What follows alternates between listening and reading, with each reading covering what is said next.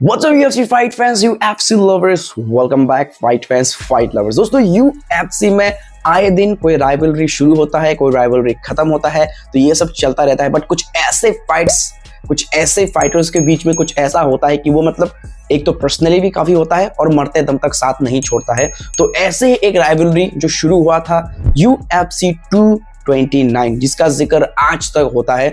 एक ऐसा फाइट जिसने UFC को रातों रात आसमान पे पहुंचा दिया। दोस्तों हबीब नूरमगोमेडोव वर्सेस कॉनर मैकग्रेगर का ये फाइट इतना खतरनाक था कि मतलब ऐसा कोई भी UFC फाइट फैंस मतलब जो शायद किसी ने UFC पहली बार देखा भी ना हो, उसको भी शायद ये चीज पता होगा कि हाँ ऐसा कोई फाइट हुआ था। तो इतना ज्यादा पॉपुलैरिटी इस फाइट को मिला था।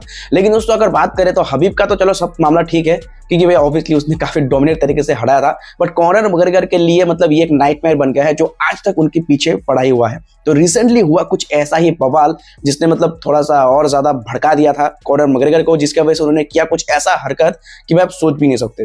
तो यहाँ पर कॉनर मैकग्रेगर कहीं पे जा रहे थे, आई गेस किसी इवेंट का हिस्सा बनने, या फिर कहीं पे घूम रहे थे मॉल वॉल में। वहां पर ही किसी फैंस ने यहाँ पर कुछ ऐसा बोल दिया कि उन्होंने क्या कर दिया, अब खुद ही देख लो। Check out the video. Yo, McGregor, can I get a picture?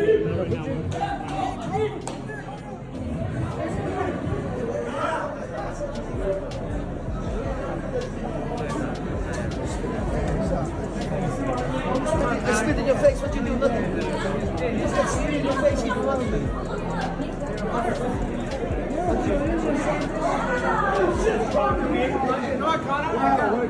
So guys देखा आप लोगों ने सो गाइस जैसे कि आप लोगों ने देखा वीडियो में कि भाई मैकग्रेगर जा रहे थे और किसी ने कहा कि लेट्स गो हबीब।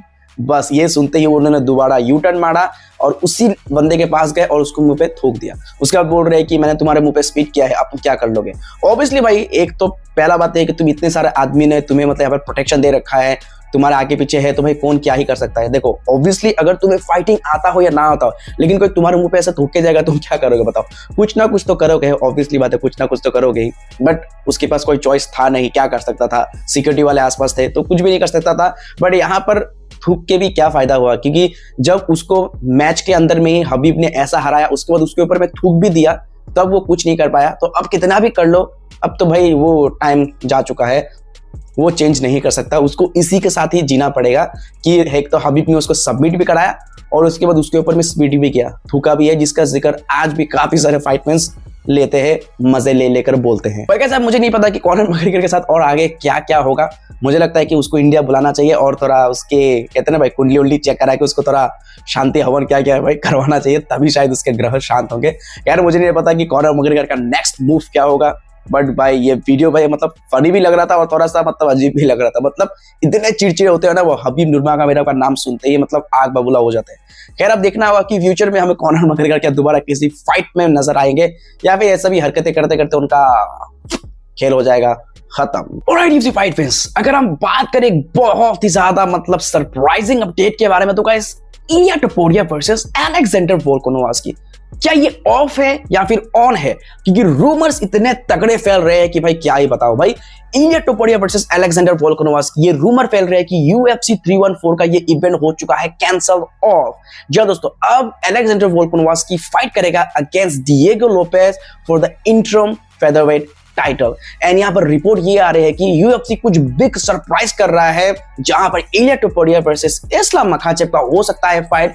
जुलाई के टाइम पे, समर के टाइम पे UFC 316 का मेन इवेंट होगा इस्लाम मखाचेव वर्सेस इलिया टोपुरिया। अब ये रूमर्स इतने तगड़े फैल रहे हैं भाई, मतलब समझ नहीं आ रहा कि सच होगा नहीं होगा। क्योंकि देखो UFC और ये रूमर्स, इनका तो भाई कितना गहरा फ्रेंडशिप है ये तो हम सभी जानते हैं। लेकिन अब मतलब सवाल ये है कि सच में ये फाइट होगा या फिर नहीं होगा, अभी इसका नहीं पता, क्योंकि ऑफिशियल कुछ भी नहीं हो रहा है। UFC 314 में क्या इलिया टोपुरिया और वोल्कानोव्स्की की फाइट होगा या फिर डिएगो लोपेज और वोल्कानोव्स्की का एंट्री होगा। लेकिन अगर सच में ये रूमर्स भाई सच हुए, बहुत ज्यादा कमाल का होने वाला है फाइट, क्योंकि भाई काफी फाइटर्स इंतजार कर रहे हैं। एंड जब से ये रूमर्स निकला है तो काफी सारे मतलब एक से बढ़कर एक रूमर्स और फैल रहे हैं कि भाई हाँ फाइट हो चुका है फिक्स, टॉक्स चल रहे हैं। Ilia Topuria versus Islam Makhachev, summer के टाइम पे होने वाला है फाइट। UFC 316 का मेन इवेंट होगा जहां पर इलिया टोपुरिया को मिलेगा chance to fight for the lightweight belt against the current lightweight champion Islam Makhachev. And UFC जो बोल ही रहा था कि कुछ बिग सरप्राइज आने वाला है, डेना व्हाइट खुद बोल रहे थे कि कुछ बिग सरप्राइज हम प्लान कर रहे हैं। अब देखना होगा कि कहीं ये ही तो नहीं है प्लानिंग क्या UFC देख रहा है ये सुपर फाइट करवाने का, क्योंकि मुझे लग रहा है कि ऑब्वियसली ये फाइट का मतलब काफी ज्यादा चर्चा हो रहा है इलिया टोपुरिया वर्सेस जो इस्लाम मखाचेव है। सो बस इंतजार करो, अगर ये रूमर्स हो गए हैं रियल, बहुत इंटरेस्टिंग होने वाला है, कसम से बताओ बहुत ज्यादा मजा आने वाला है। सो गाइस आपको क्या लगता है कितना शानदार होगा अगर ये फाइट UFC 316 का मेन इवेंट हुआ तो? आप कमेंट में कर देना जरूर से शेयर। ऑलराइट फाइट फैंस, चलिए बढ़ते आगे, बात करते हैं नेक्स्ट अपडेट के बारे में। तो guys Israel Adesanya the last style bender, one of the greatest middleweight, 2-time middleweight champion, भाई कमाल के फाइटर स्ट्राइकर, बट अनफॉर्चुनेटली मतलब जैसे हम लोगों ने इजराइल अदेसानिया को देखा, अब वो ऐसा लग नहीं रहा है, क्योंकि बैक टू बैक लॉसेस भी ऐसे नहीं है भाई, नॉकआउट, सबमिशंस, मतलब बहुत ही डोमिनेट तरीके से हारना। भाई इजराइल अदेसानिया के केस में बहुत ही ज्यादा थोड़ा मतलब अनफेमिलियर लगता है, क्योंकि हमने कभी उनको ऐसा देखा नहीं है, बट अब उनके साथ ऐसा हो रहा है। तो वो अपने करियर के एक दूसरे पड़ाव पे आप आ चुके हैं, जहां पर उनको ऐसी ऐसी चीज एक्सपीरियंस करने का मौका मिल रहा है जो शायद वो कभी एक्सपीरियंस ना करना चाहते थे, बट अब यहाँ पर उनके साथ हो रहा है। तो रिसेंटली इजराइल अदेसानिया को जो मतलब उनके करियर का जो एक नॉकआउट लॉस, काफी बड़ा नॉकआउट लॉस अगर हम बात करें तो नसरुद्दीन इमामोव ने दिया रिसेंटली ही UFC सऊदी अरेबिया के इवेंट में। तो इसी इवेंट को लेकर वो अपना जो है ये जो नॉकआउट लॉस है वो दोबारा देख रहे थे अपने फाइट को, और देखते हुए उन्होंने क्या कहा आप खुद ही सुनो, check out the video. Chopping the legs early in round 2. Chopped up. Clive. You okay? Because he already just rested from the thing. Straight back to work. Yeah.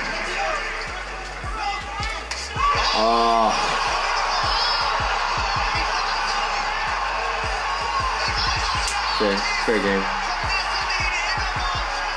Fair game. Fuck. Niggas doing the fucking stripper splits. One shot to kill a legend. That was unbelievable. Adesanya's not happy though. I'm still alive. What a moments in the career. Oh yeah, pops. Oh, that's how the game goes. सो सुना आप लोगों ने, इस अदेसानिया का कहना है कि भाई मैं ठीक था, अलाइव था, उनका मतलब कह रहा है कि मतलब थोड़ा अगर उनको थोड़ा मौका मिलता तो शायद कुछ उलटफेर कर सकते थे, बट अब काफी लोगों का मानना है कि नहीं सही किया। अब मिक्स रिएक्शन तो आते ही है कि अर्ली स्टॉपेज था, बहुत जल्दी किया था, यहाँ पर थोड़ा मौका देना चाहिए था इजराइल अदेसानिया को, वो कुछ कमबैक कर सकता था। एंड कुछ लोग का मानना है कि बिल्कुल सही किया रेफरी ने, कि भाई ज्यादा कुछ यहाँ पर डैमेज लेने का मतलब चांसेस था इजराइल अदेसानिया का, जो काफी ज्यादा अच्छा नहीं होता, तो रेफरी ने काफी अच्छा किया। अब मिक्स रिएक्शन तो काफी आ रहे हैं, बट फाइटर खुद ये मतलब महसूस कर रहा था कि उनके पास चांस था, वो थोड़ा मतलब ठीक ठाक थे, इतना भी कुछ नहीं है कि वो पूरा खत्म हो गए हैं, बट अब जो चला गया। खैर आप देखना होगा कि इजराइल अदेसानिया का प्लान क्या होगा नेक्स्ट, लेकिन ऐसे तो वो जाएंगे नहीं, ऑब्वियसली नेक्स्ट फाइट तो करेंगे, बट फिलहाल उनका प्लान है चिल करने का, रिलैक्स करने का, और अपने जो नेक्स्ट जो कैंप की अगर बात करें तो उनके लिए तो टाइम है।